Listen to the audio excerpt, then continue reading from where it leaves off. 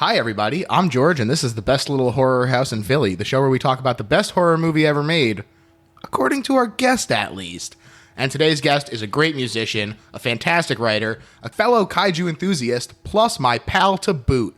Please welcome Zak Greene. Howdy, pal. How's it going? It's going great. Really excited to talk about today's movie with you and all kinds of other horror because, like I said, you are a kaiju enthusiast, although that is not the kind of movie that we're talking about today. True. But first, I got to know, where did it all start for you, man? Where did your love of horror come from? I've been into horror like as long as I remember, to be honest. You know, Nightmare on Elm Street's one of the first big ones that I remember watching as a kid. I had those VHS that had like Freddy with his arms spread out on the side, but I didn't have all of them, so I just had like bits and pieces of his arms and like half his face. I think I had like 1, 3, 5, and New Nightmare. So like half of them. Some of the good ones too, so it worked out all right. Yeah. Some of the good ones, one of the bad ones. Yeah. Audience, you decide which is which. You know, I always hear people call number 5 is Dream Child. Yeah, right. Yeah. And I always hear people say that's one of the worst ones, but I have like this weird affinity for it where I don't think it's that bad, but I think I'm probably alone in that. Certainly alone on this podcast. But I don't know, I also like grew up renting Puppet Master movies from local video store. I don't know, I got more serious about watching horror movies in college when I started finding some like more indie stuff. That was around when like Behind the Mask, The Rise of Leslie Vernon came out, the Hatchet movies, Let the Right One In was around that time. So a lot of that stuff was like, oh, this is like a thing I can like really be a fan of. I had a YouTube channel around that time, and it was very bad. Hey, man, we've all been there. Yeah. Cool. Well, I mean, hey, sounds like a great way to get into it. Freddy is a huge icon for a lot of people. I also was wondering, so it's clear that politics plays a huge role in your music. You have the great band Chop 7 Times. I'm curious if you feel like horror has an influence as well, or if you feel like the current state of politics and capitalism in the U.S. is enough of a horror show that you can kind of just leave it there. I think if horror is an influence in my music, it's definitely more of a subconscious thing. Because so anyone who's unfamiliar with my music, which is probably most people, I make really angry political cyber grind, which is basically I make blast beats on a computer and scream about why cops are bad. As we all should. Yeah. But because the stuff I make is sort of an offshoot of grindcore, and grindcore has this history of delving more explicitly into horror, and like death metal as well, and a lot of metal genres will have that sort of imagery. I've kind of avoided overt references. I think some of the more conscious stuff actually would be like maybe how like John Carpenter's synths sound occasionally. I've tried to replicate that a few times, but as far as like subject matter, not as much, because I don't want to really end up it being like a gore grind artist. Sure. Pigeonholing yourself that way as well. Yeah. I want to eventually, when I make merch, I want it to be something people can probably wear in public. That's the dream. You've also, time for kaiju talk. Yes. You've written a bunch about Godzilla in particular. Yes. Discussing fun hypotheticals where you pit him against other monsters and the like. Yes. And yet, I happen to know that you think Gamera is really neat. How do you respond? I honestly, I like Gamera more than Godzilla, if I'm being completely honest. I knew it. I like the underdog, and the history of Gamera is like so interesting to me, how it was this sort of imitator that was kind of seen as like the low rent knockoff, and then in the Heisei era they were like, hey, what if Gamera was like super sick?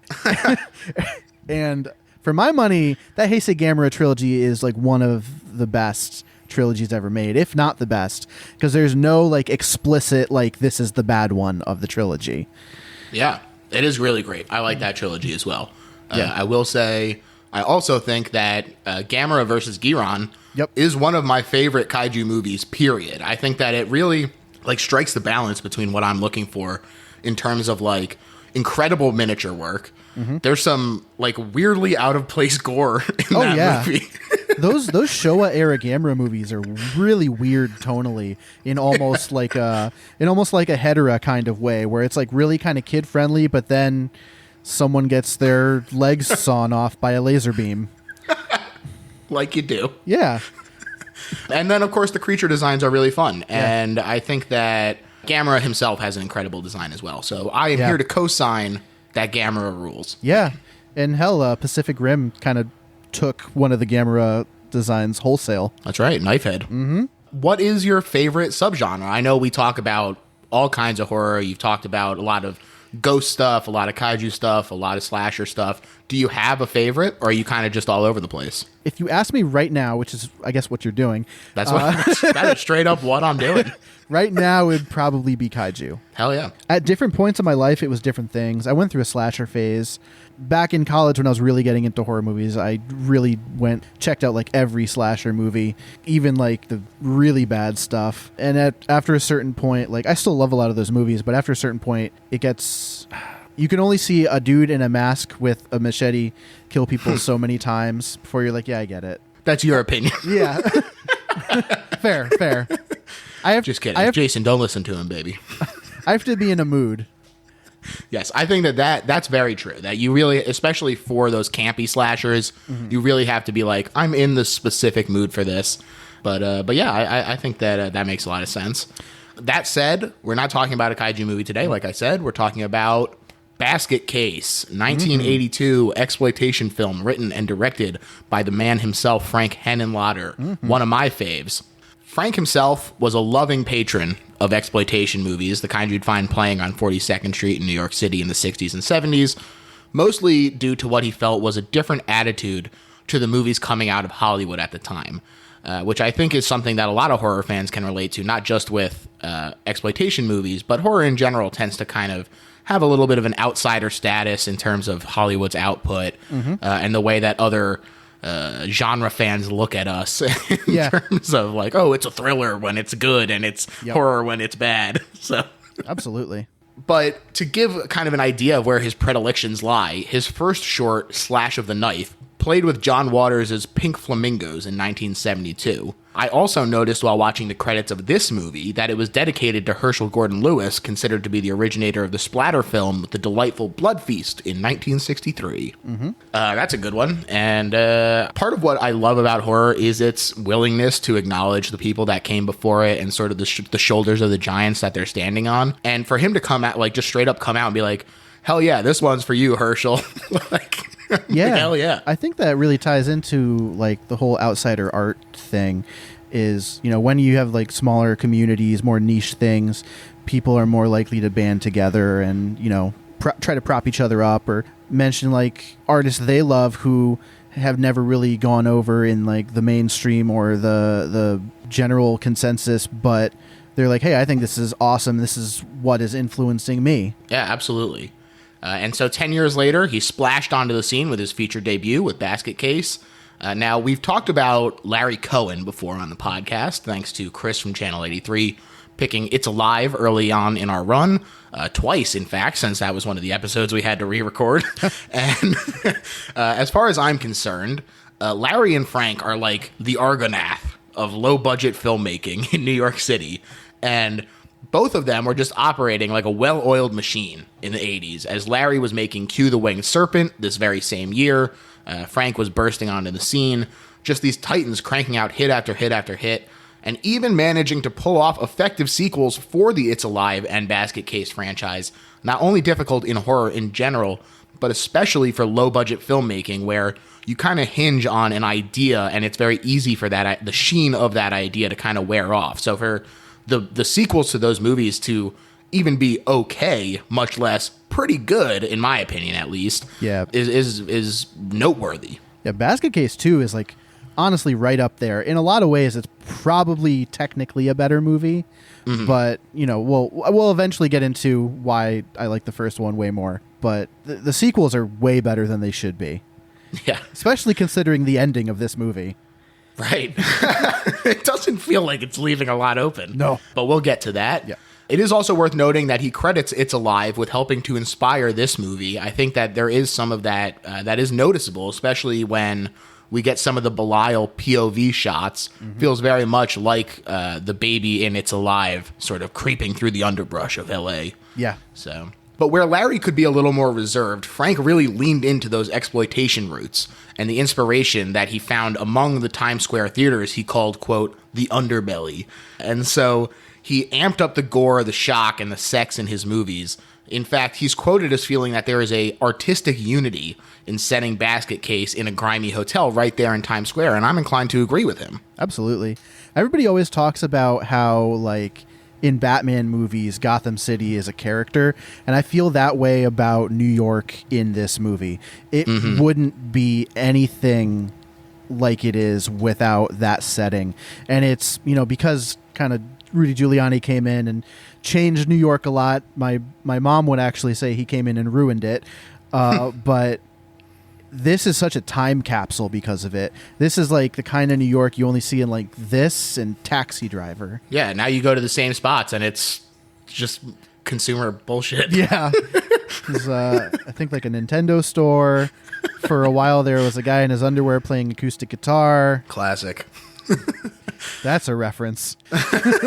Naked cowboy doing his thing. He lived in New York, or well, he lived in Long Island actually, and then he would come into New York and he would see these exploitation movies, and he said that he felt a lot like Dwayne, kind of carrying around this love of horror and this darkness with him when he had to go back to his little like suburb town in Long Island and like having this experience and feeling the thrill of going into New York and seeing these movies and spending time in the underbelly. I just think is so interesting that he managed to put it into the movie in a cool way.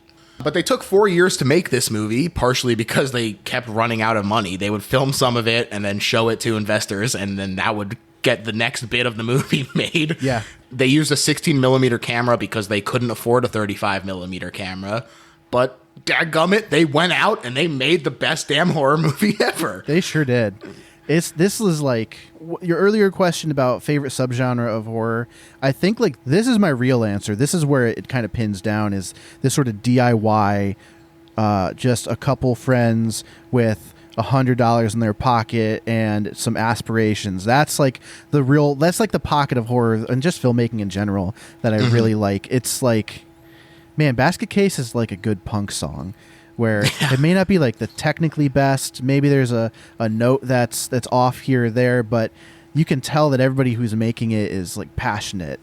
Yeah, absolutely. It's not like the one for them. It's like, I have to do this. Yeah. I have to get this out of me.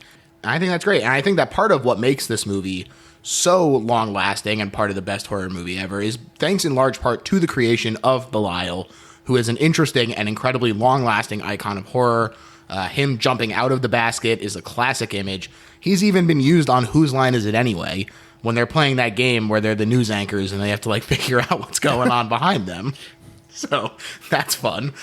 And Belial himself is used in several different forms, in some places as a puppet created and manipulated by Kevin Haney and John Caglione, although the area where they were puppeteering him did shrink.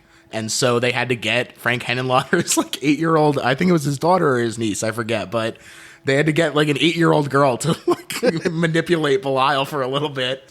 There's in some places it's stop motion. Some Boy, places is it. That stop. Ooh, it's something. Look, they're doing their best, and then sometimes it's just his hand, and that's straight up just Henenlotter's hand in a glove. I don't know if they're doing their best is what I would say about the stop motion, but they were doing it. They were all right, maybe not their best, but they were doing something. I think Henenlotter said he just got so fed up with the process of stop motion that he was just like moving him with his foot at one point. Yeah, that sounds right. Yeah. I'm curious what you think of Belial in general as a horror icon, as like a design, all that jazz. Oh, I love Belial so much. It's such a weird design. It's such a weird concept. And he gets a little bit more characterized as the franchise goes on. But there's something about this first design that I think looks better than the versions they made later.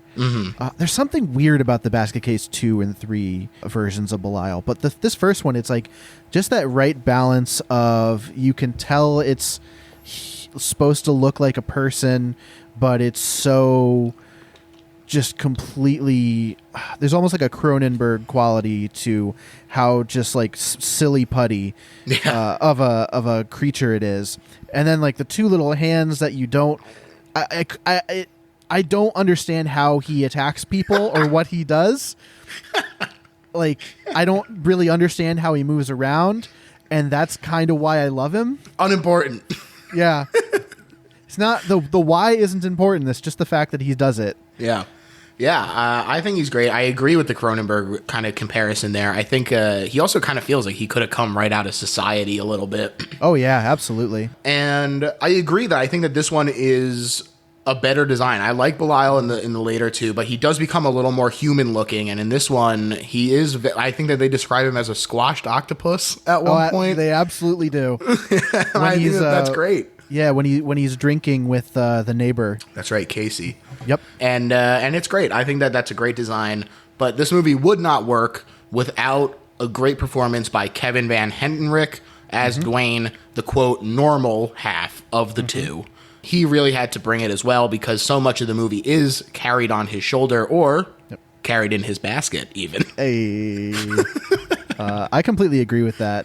I think, a lot of the acting in this is what it is. I think a lot of it's pretty good for this kind of movie, this budget of movie.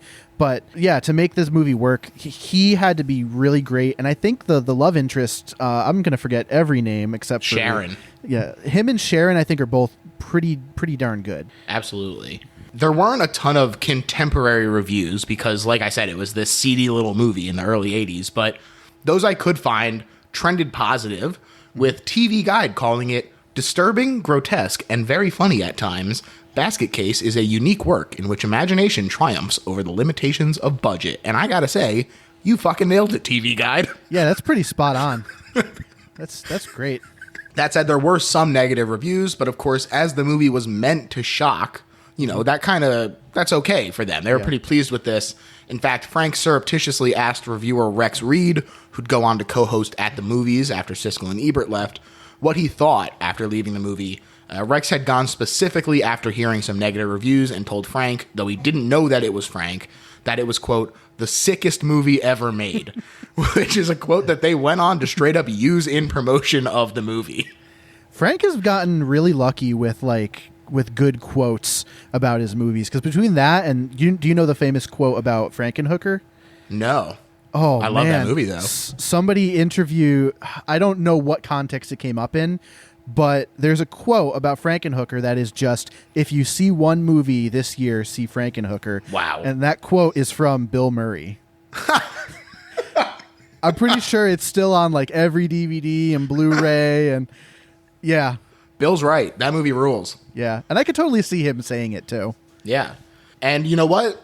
These quotes and this reception worked, because Basket Case has played as a midnight movie for years now. And it's become a true classic, not just of B cinema, but of horror in general. I think that it's interesting that it has, in a way, sort of escaped the boundaries of low budget filmmaking and become something that a lot of horror fans who have put in some depth into their knowledge, I think, will come across Basket Case at some point, which speaks to the quality of the movie, that this is kind of people's introduction into this kind of B cinema sometimes. Yeah. I think those are the ones that really rise above as far as, because there's a trillion low budget horror movies. Right. And even if you make a really good low budget slasher movie, a lot of the times, it's still a little hard to pitch that. Because I got a guy in a mask and he kills a bunch of teenagers, and trust me, it's really tense and good and there's great kills, but it's hard to get that across in a review or text or telling somebody about it. But if you go to someone and say, hey, I got this movie, it's about a dude with a wicker basket that's got his deformed twin brother in it, he looks like a squashed octopus, they have a psychic connection. I actually had this conversation with a coworker of mine earlier today, and he's just, as I'm describing it, he's just writing it down and gonna watch that later. Yeah, even to that point, when you kind of have, there's a little element of like creature feature to this with the design of Belial. When you have something like that where you can just be like, look at this picture, and it's fucking crazy. That's the kind of thing that draws people in. Absolutely. I've got a patch of Belial coming out of the basket on my vest right now. Oh, hell yeah. Yeah. So to get into the actual movie, first thing to note, splatter of blood right on the title. Lets you know what's up. Gotta have that. And you also get some classic killer POV from within the bushes. Like I said, Doctor tries to leave the house, but he feels a presence, and he runs back in to call the police. Unfortunately, whatever is stalking him cuts the phone lines and the power as well, so he goes for his gun instead. But suddenly, a monstrous hand reaches up and just shreds his face. There's a lot of that. It's so fun. Every single time, I'm like, what is this hand possibly going to do? And every time, I'm like, fuck yeah, he's going to tear that shit up is what he's going to do. He's going to pull him off screen, and when he comes back, he's going to have a bunch of gashes in his face. And maybe other things later on. Maybe. Cut to young man named Dwayne carrying a basket through Times Square. Like we said, this is very much a time capsule. There's litter everywhere, neon lights, peep shows, drug dealers, movie theaters, and more. Finally, he stops at the Hotel Broslin, a seedy little joint that asks Dwayne if he's looking to rent a room for just a few hours or if it's an actual stay, just to give you an idea of what kind of hotel it is. There's a great... I meant to go back and rewatch all the special features because I got the Blu-ray trilogy that released a number of years ago, and I meant to go back and rewatch all the special features, and I ended up not having time. But there's a really great one where they try to go back to this location, and it's Frank Henenlotter and his friend and mine, R.A. the Rugged Man, and they try to get back into Hotel Broslin, and it's just like an apartment building. The guy's office was in the elevator. Wow. But it's this hilarious scene of them just like trying to get somebody to buzz them into the building so they can walk around, and it's just R.A. the Rugged Man like, no, just trust us. We're just going to look around a little bit. And the guy's like, what's this for? Wow. Well, pour one out for the Hotel Broslin. Yeah. But so this hotel manager, owner, whatever he is, also asks if he's alone. And Dwayne quickly says, yes, alone, by myself, in a way that clearly is suspicious as hell. But for us, knowing the score, it's kind of interesting because Dwayne does feel alone after the separation. That's kind of the whole thing, is that once they've been split in two, he really does kind of have this emotional scarring to go along with his real scarring. Well, physical scarring, I should say, because emotional scars are real too. True. Dwayne pulls out a huge wad of cash to pay for the room, adding to the suspicion surrounding him, obviously, and creating the question of why is he here. According to Henenlotter, this wad of cash was the entire budget of the film. I believe it. It's a lot of money, and it's very funny when he pulls that out, and like everyone's jaw just fucking drops to the floor. Yeah. He meets a few residents on his way up to room 7, and finally reveals once inside that the basket did not, in fact, contain clothes, but rather something ravenous that scarfs down some burgers that Dwayne drops in, with the tinfoil still on him. Yeah. Dwayne also pulls out some blood-splattered files from the now-deceased doctor, though his hands don't look like the ones that killed him. So you start putting two and two together, and you realize, oh, must be whatever's in this basket that did the deed.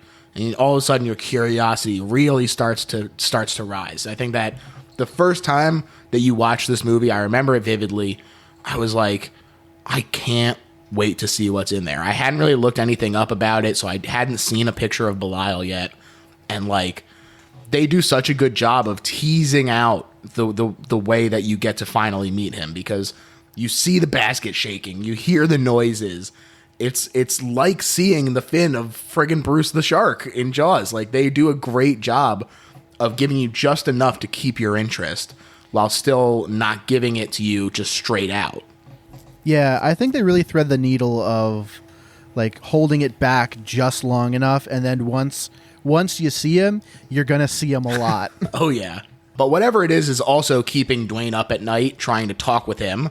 But it's obviously a psychic connection because we don't hear a voice. The next morning, one of the people who saw the fat stack of cash tries to spy on Dwayne, but gets shooed away by another one of his neighbors, Casey.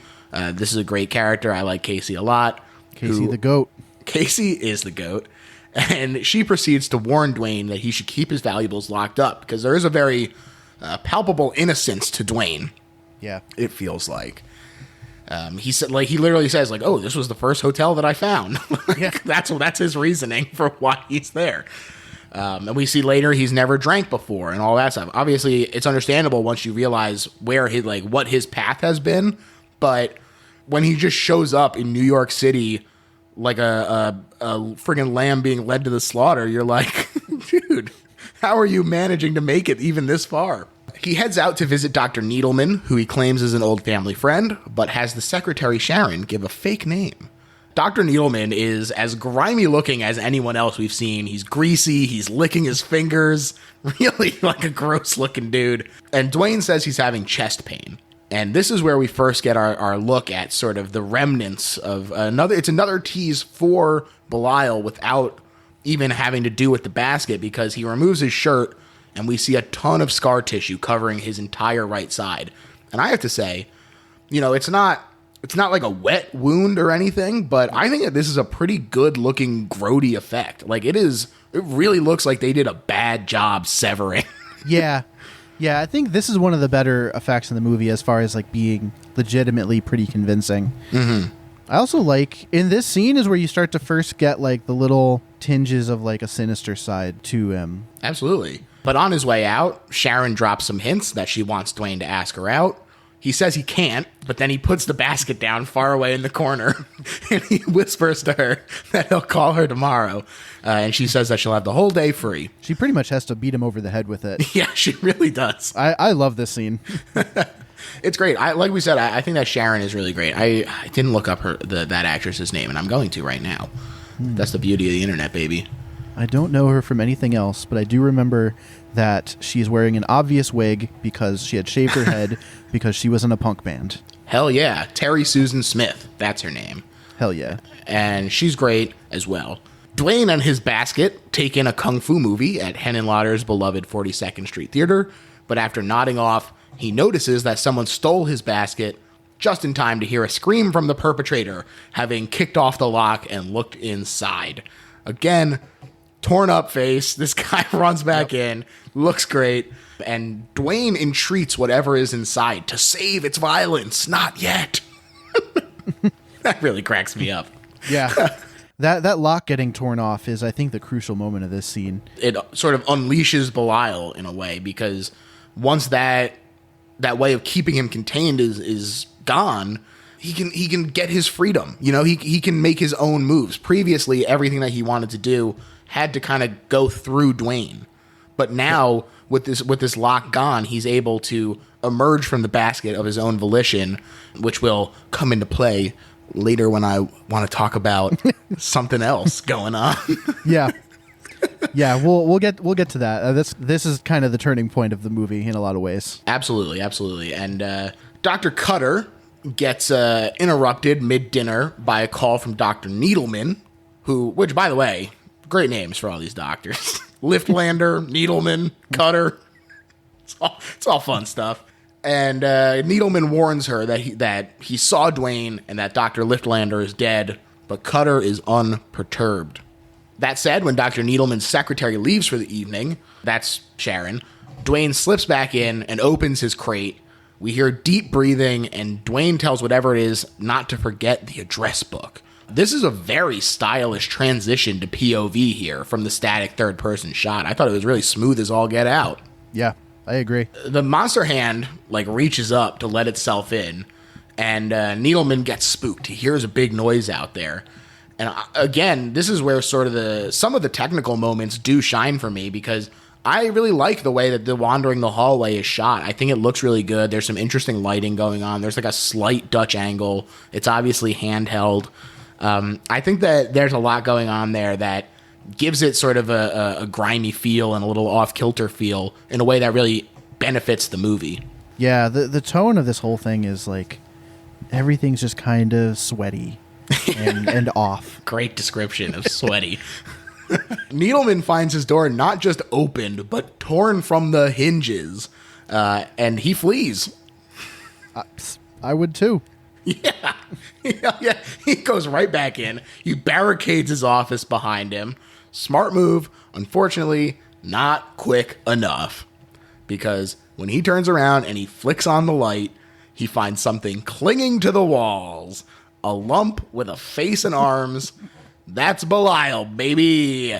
This is our first look at him. It's so great. First of all, they really let you look at him. Yeah. After teasing for 31 minutes. They're like, here he is. Take a good friggin' gander. And then also, like we said, it's a great design. He looks freaking nasty as heck on there. How is he clinging to the wall? Who cares? He's pure core strength. Is this the first time you hear him scream?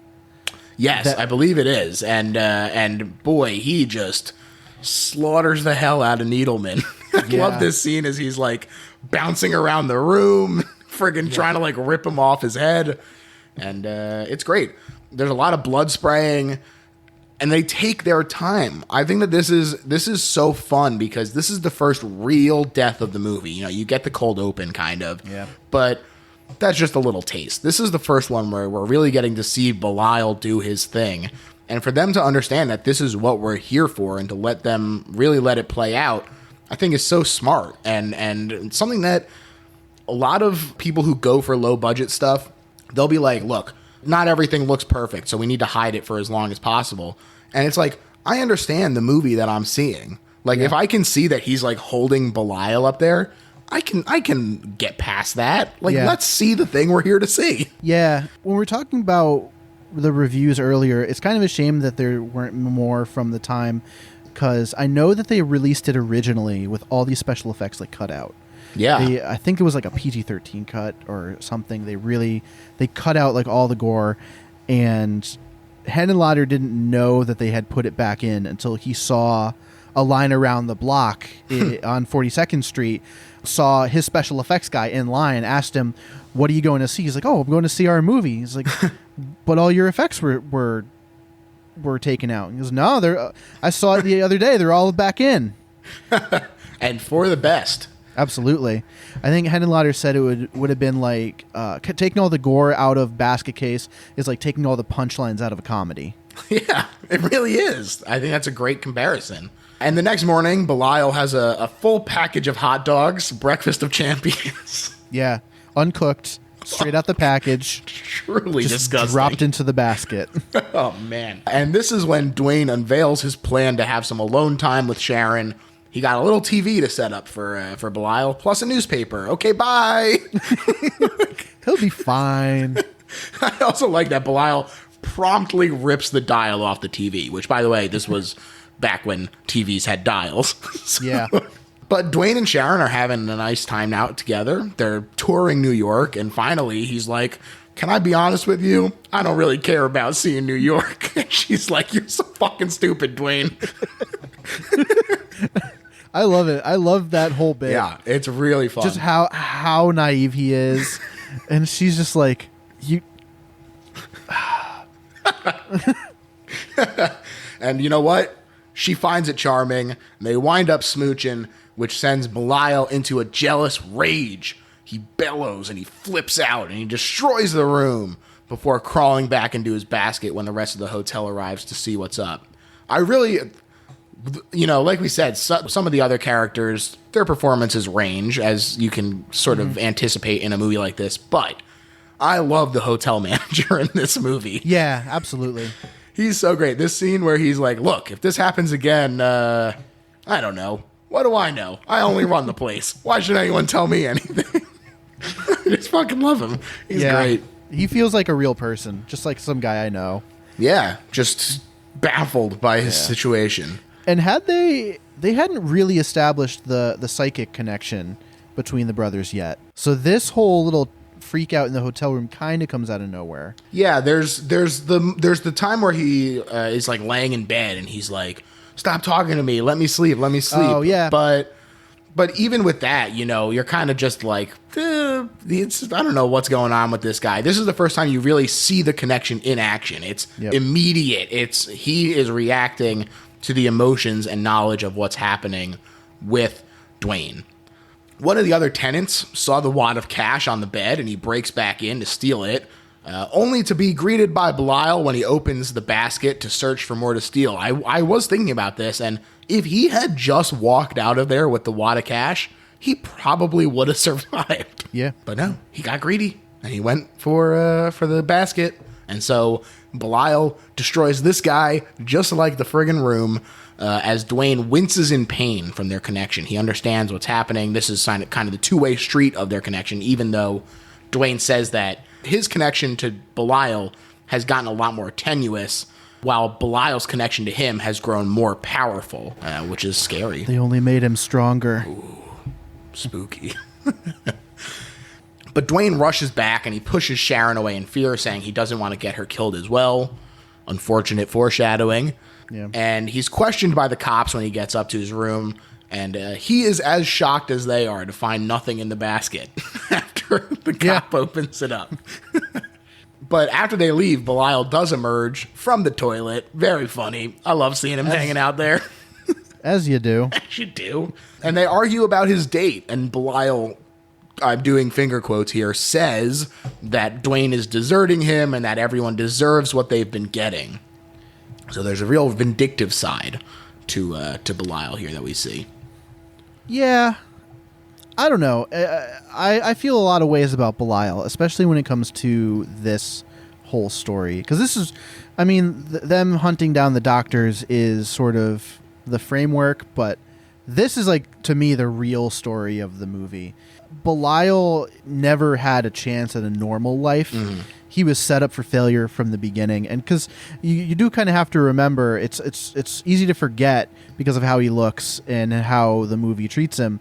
But he is supposedly a human being. Yeah, he's the brother. He's a full-on twin. Yeah. And, you know, Dwayne really could just go live a normal life at this point. But Belial doesn't really have anywhere to go. He has no other connection to the world or to people. And This is something that gets, you know, explored a little bit more in the sequels. But it's definitely there, and to a degree, like, you know, Belial is vindictive, but he's also kind of a tragic figure. Absolutely. I think it's understandable why he is out kind of for revenge against even the whole world. You know, that kind of mean streak that he could have developed, because when everyone treats you like a monster, then at some point you're like, all right, fine, I'm a monster. That's how it goes. I'm going to do the thing that you think I'm going to do. Mm-hmm. And, you know, when they separate him, it is with the intent that he will die. You know, that is the father's whole point, is I want this thing gone. Yeah. So I think you're absolutely right in terms of him not being set up for success, even beyond his deformity. Yeah. And it is tragic. Yep. That night, Dwayne goes out to the bar that Casey happens to work at, and they get to chatting. And since he's drunk, when she asks what's in the basket, he admits it. My brother, a formerly conjoined twin. They laugh it up, but for Dwayne in particular, it kind of like turns into like mania. Yeah. Like it doesn't feel like he's actually laughing because of humor. Yeah, he's like kind of breaking down in laughter, and you can see Casey just getting more and more uncomfortable the more he talks. Yeah. Yeah, he opens up more and more. He talks about how his brother's deformed and their mom died giving birth to them, and everyone except their aunt hated them and kept them hidden. And like you said, Casey is starting to get creeped out, as Dwayne admits that they tried to kill Belial, but he just got stronger. And that now he always knows what Dwayne is thinking. And here is where it gets really interesting. Because he says, if only you knew what it was like. Dwayne and I kept hidden from everyone. Wow. Big moment. This, to me, says that Belial has gotten so strong that he basically has a foothold in Dwayne. And more abstractly, that Belial is truly the id part of Dwayne's personality, something that he carries around with him always, but hidden away in the dark, afraid to let his dark fantasies be seen or unleashed. I think that what this is kind of where I was going for earlier, you know, when the lock comes off of the cage, that all of a sudden this is when Dwayne starts experiencing life more and more as well. He starts drinking. He starts meeting women. He starts going out and partying. And these are all things that are very id-focused and sort of out of character for Dwayne. He says that these are things that he's never done. And, you know, this is, I think that part of what makes this movie interesting is that there is a bit of abstraction to it, but it is also a great literal story. Like, if you take it literally, it is great, and you can also kind of dig into it a little more and take some of the symbolism of it as well. Yep. We also see a flashback to them right after the death of their mother. The father is freaking out about, yelling how he's supposed to give them both a name, like he has two sons instead of one freak. Yeah. And he gives the name Belial because he's a murderer in his eyes. Belial, of course, a Hebrew word that basically means worthless, and in Christianity can refer to Satan or another fallen angel associated with lust and lawlessness, both things that I would associate with this Belial as well. Yeah, call me crazy, but their dad is a real jerk. Yeah, he's not such a nice guy. I do not like him. 12 years later, they're now, young men. Their aunt is talking with Dr. Cutter. Worth noting that the doctor continually refers to them as one being, despite the aunt correcting her every time. I thought that was really interesting. And also very funny to see them wearing a shirt that just kind of lets Belial hang out the side. And it's a button-up shirt, too. Yeah. Like, you would think they would just leave it unbuttoned and, like, kind of tuck the one side back. Yeah. But no, they cut a hole. Hell yeah. Good for Belial. Yeah. But one day, while the aunt is gone and can't defend the two boys, the father convinces the trio of doctors to do the operation on them against their will. Again, not such a good guy, this dad. I do not like him. Dwayne gets called by Belial, who, like I said, they thought that Belial had died, but he in fact got stronger and went off to hide.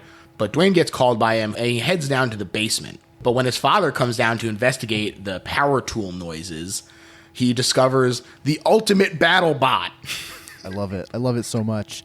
It's really kind of super out of place in this movie, but it's such a cool thing. It's just like a buzzsaw on like a go-kart coming down. Rakes, machetes, all kinds of shit in there. It's so good. And you know what? It comes on down that ramp and it cuts old dad right in twain. And one leg falls one way and the other leg falls the other way. Truly delightful. I do wonder if... Have you ever seen Wrong Turn 2? I have not. There's a really good death in Wrong Turn 2. It's right at the beginning, so this isn't a spoiler.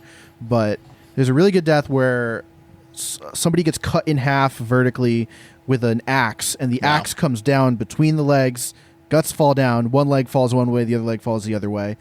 And it's framed exactly like this. So I do wonder if this was an inspiration for it. Seems very possible, and that sounds fun as hell. It's great. If you see any Wrong Turn movie, see Wrong Turn 2. You don't need to see the first one. You definitely don't need to see the ones after it. But Wrong Turn 2 is very good. All right, I'll have to check it out. And it's got Henry Rollins in it, too. There you go. Henry Rollins, star of such movies as Lost Highway as well. He's the star of that movie, right? In my heart, he is. But Belial and Dwayne's aunt comes up later and says, the cops are gone. Everyone thinks Belial is dead. You got away with it, and I'm glad. Let's keep things the way that they are right now, and I'll take care of both of you. That's how to be an ally. Hell yeah. Good for you, Aunt Belial. And she starts reading them a bedtime story, and specifically, that story happens to be from The Tempest, and more specifically, she is reading them a speech from Caliban, who is a deformed and animalistic rapist, and much as she is the only one who can see Belial's humanity, so too is this speech a rare moment of humanity for Caliban in The Tempest. There you go, get a little Shakespeare in your exploitation, folks. That Henenlotter is a smart guy. Yeah. He wants you to think that he does these movies like haphazardly because he thinks it's funny, but he puts a lot more thought in than you would expect based on some of his interviews. Hell yeah. Back in current day, Casey takes Dwayne back to his room and pours him into bed, but then goes to check out if he was telling the truth and looks in the basket. Lucky for her, Belial is nowhere to be found because, based on what we've seen, that would have ended in her death. True. Unluckily for her, he reveals himself having snuck into her room and feeling her up while she sleeps. Really awful. This is, again, sort of where you see that, like, unrestrained aspect of Belial. Yeah. She panics very reasonably when she wakes up and sees him, and the whole hotel comes running again, giving him a distraction to slip back into Dwayne's room. Yeah. And yeah, this is an aspect of the movie that's it's very in line with the themes and what's going on character-wise, but also, if you're uncomfortable with this sort of sexual assault by a deformed monster human person, maybe you skip it. Yeah.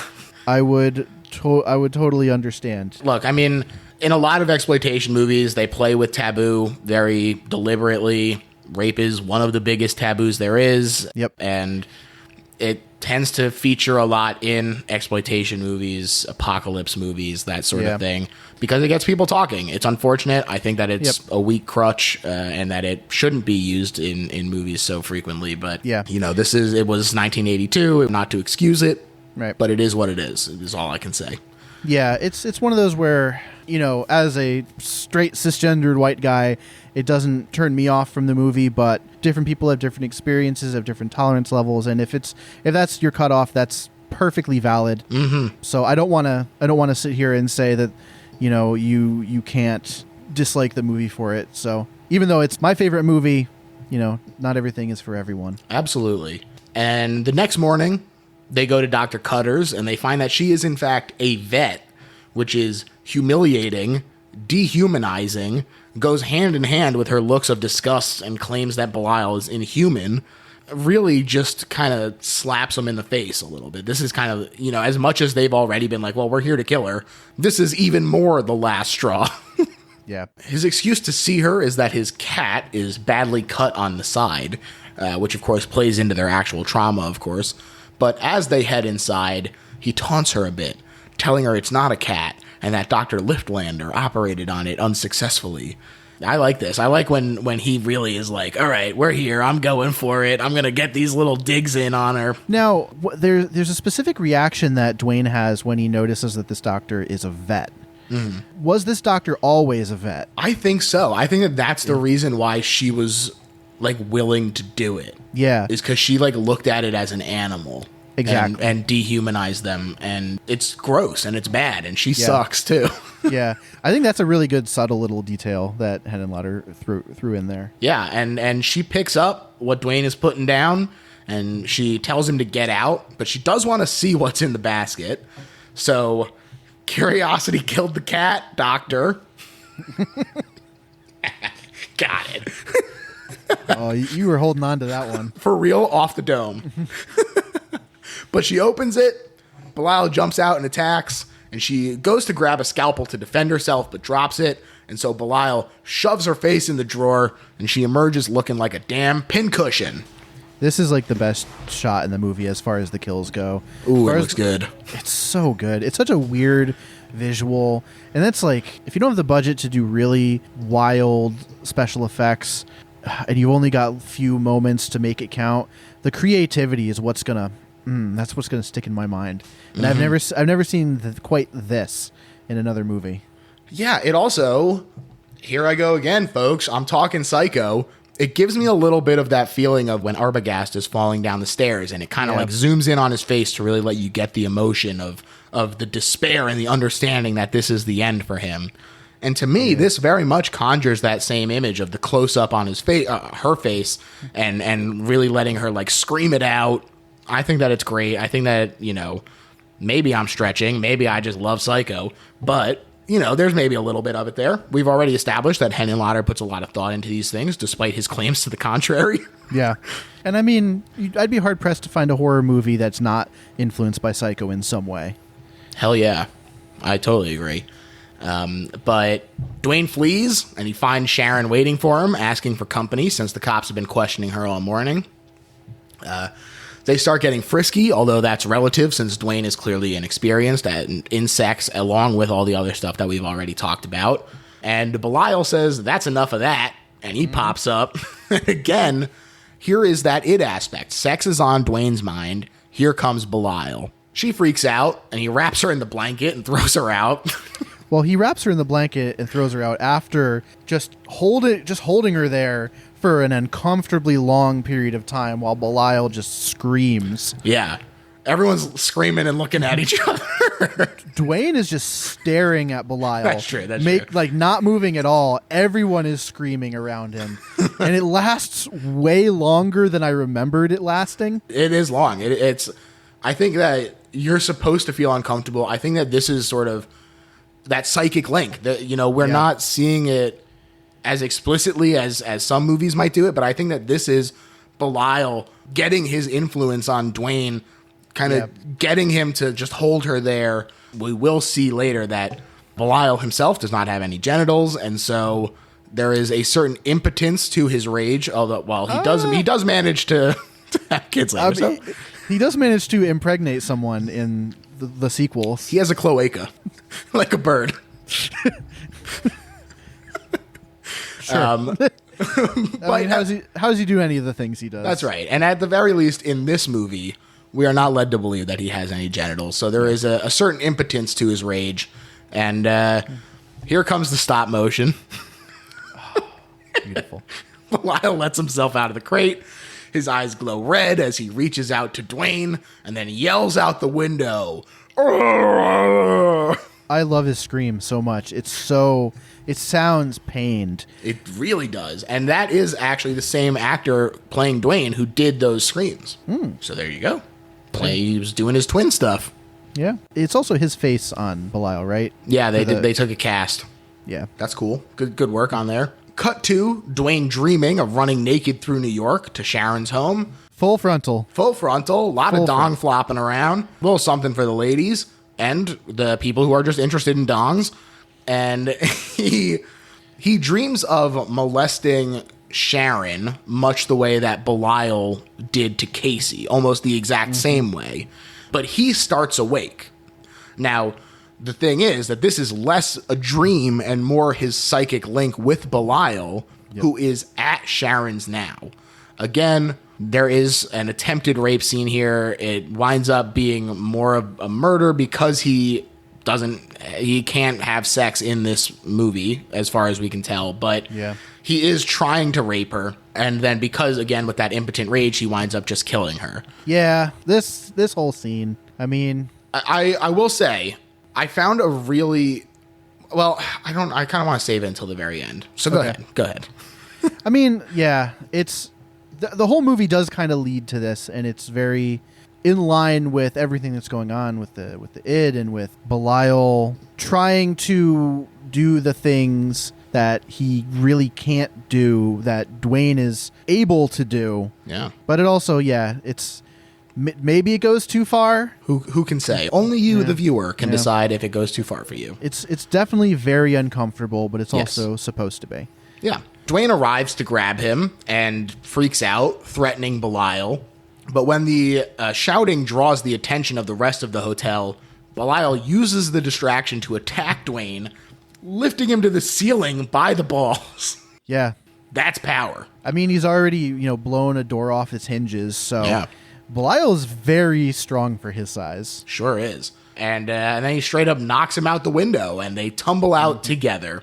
They cling to the hotel sign, but Belial's grip winds up hanging Dwayne, and then his grip with his other hand slips, and they splatter on the ground, both ostensibly dead, as a crowd gathers around them. And I thought that this was a really interesting ending.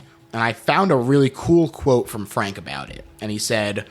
I knew since the film was a revenge drama, or a revenge melodrama, the doctors were so evil, were so wrong, that the audience would be cheering the killings, which they did.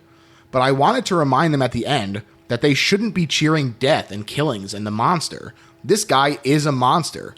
They've been murdering people, and here they murdered a good person, and I thought that was worth remembering.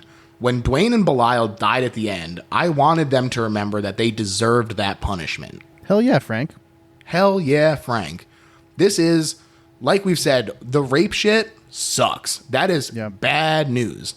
But for Frank to at least be cognizant of this and be like, they deserve this punishment at the end, they're going to pay for their crimes, I think is very interesting and not something that a lot of people who work within the exploitation subgenre would necessarily have the wherewithal to determine. Yeah, in general, I think there's a lot of thought put into the things that are put on screen in this movie. Yes. And it is an exploitation movie, but everything does feel purposeful. Mm-hmm. So there we go. That's Basket Case. And now, Zach, we've reached the point of the show where we sum up why this is not just a good horror movie, but is, in fact, the best horror movie ever made. And you are going to start us off, pal. Oh, boy.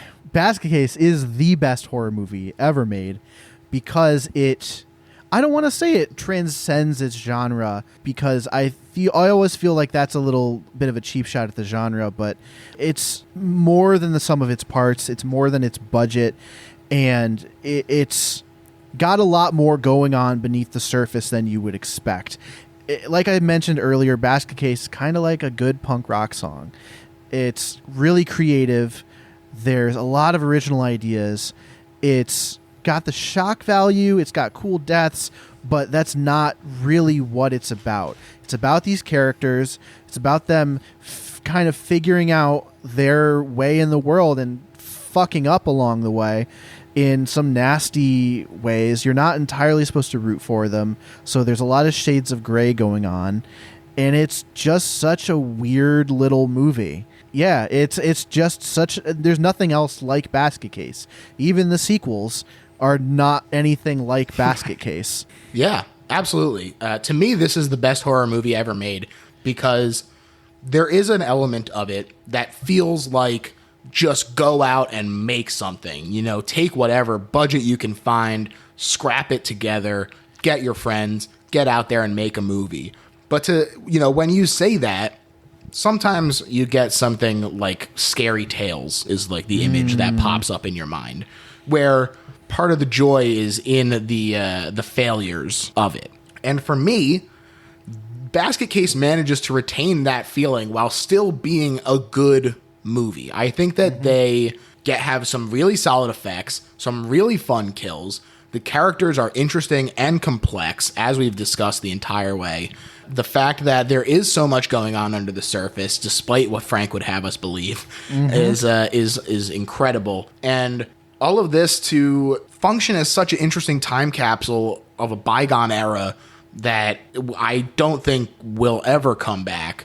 You know, it was a golden time for exploitation, and I think that this really kind of pays homage to it while still being a part of it. Yeah. And something you said I really want to put a pin in is this is not a so bad it's good movie. Right. There is zero irony in my love for Basket Case. It's great. It's just a good movie. Absolutely. And I think a lot of people, see the low budget effects, see kind of the way it's filmed and just the bizarre nature of it, and they assume it's like a Birdemic or a Troll 2 or something. But really, it's I don't want to say take it seriously, because it's not that kind of movie, but it is a real movie. Yes, absolutely. Zach, I want to thank you so much for coming on, man. Oh, my pleasure. This is a movie that I've been dying to talk about, and I've been looking forward to having you on the show as well. So please tell people where they can listen to your music, read your writing. It's all great, and I highly encourage people to check it out. My music, I am chopped 7 times everywhere. I've been actually fairly anonymous with this project up until now. So this is the debut of, hey, it's the coming out party. Yeah, this is my coming out party. Hey, it's me. Just ripping off the mask. It's me, Austin.